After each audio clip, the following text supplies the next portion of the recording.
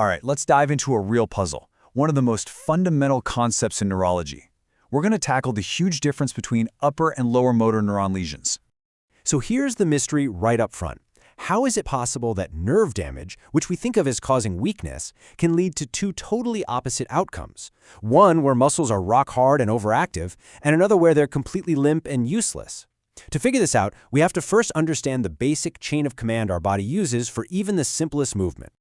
So before we get into what goes wrong, let's look at how it's all supposed to work. Just think of it like a company, with a manager up in the head office and a worker out on the front lines. First up, we have the upper motor neuron, the UMN.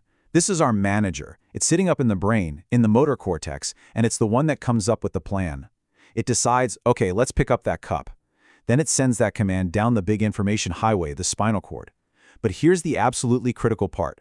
The UMN doesn't just send go signals. It's also constantly sending calm down signals to keep everything smooth, coordinated, and controlled. It's the brakes as much as it is the gas pedal. Now, waiting down in the spinal cord to receive that message is the lower motor neuron, the LMN. This is our frontline worker. Its job is way simpler. It gets the order from the manager, and its only job is to carry that final direct command to the muscle and tell it to contract. That's it. That's why it's called the final common pathway. If this neuron doesn't fire, the muscle does nothing, period. So when everything's working, it's a beautiful direct flow. The brain has an idea, the UMN sends the signal down, it connects with the LMN carries the order to the muscle, and the muscle moves. Simple, right? But what happens when a link in that chain gets broken? Let's start with the first scenario. What happens when the manager, the UMN, gets damaged? The best way to picture this is to think of a car where the engine is running just fine, but the brakes have completely failed. You've lost all control. In this quote right here, this is the absolute key to the whole thing. The main problem in a UMN lesion isn't the loss of the go signal. It's the loss of the inhibitory signal. That calm down message from the brain is gone. The whole system has lost its supervisor. So without that calming voice from the top, what do you think happens? Well, the lower level systems just run wild. And that gives us spasticity, where the muscles are super tight and rigid, and hyperreflexia, where even a simple reflex becomes ridiculously exaggerated. So let's break that down. The local reflex arc, that little loop in the spinal cord, is still perfectly intact, but now it's running completely unchecked. Without the UMN's, whoa, slow down signal, the tiny sensors in the muscle become hypersensitive. Any tiny little stretch now causes a massive over-the-top contraction. It is literally an engine revving out of control with no one in the driver's seat. Now, this loss of top-down control has another really bizarre consequence. It actually unmasks a reflex that we're all born with, but that our developed brain learns to push down and suppress. It's called the Babinski sign. See, normally if you stroke the bottom of an adult's foot, their toes curl down and inwards. But with a UMN lesion, that suppression from the brain is gone. So that old primitive reflex from when we were babies comes roaring back, and the big toe extends upwards. It's a classic telltale sign that the manager is offline. Okay, so what about the other situation?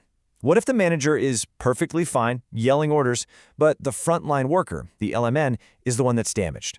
Now, this isn't a case of failing brakes. This is like someone just walked up and snipped the wire running from the light switch to the light bulb. And this quote says it all. Because the LMN is that final messenger, if it's taken out, the muscle gets, well, it gets nothing. No voluntary commands, no reflex signals, no information at all. The line is completely dead.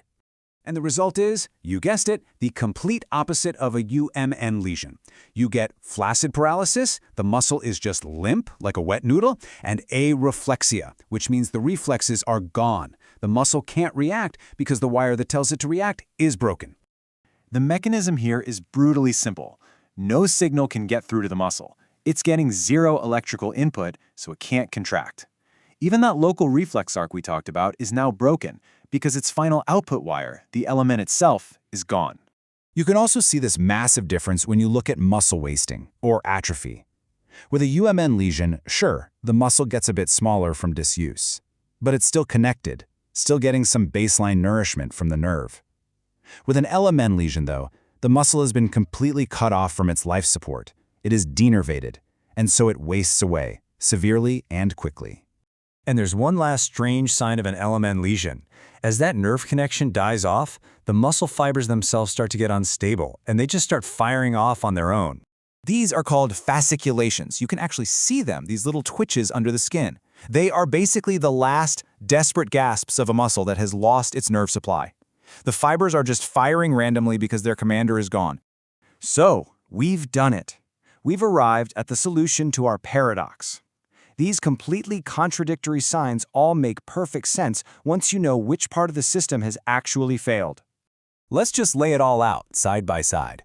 The UMN lesion, our bricks fail scenario, gives you spastic, tight paralysis, overactive reflexes, and that weird Babinski sign.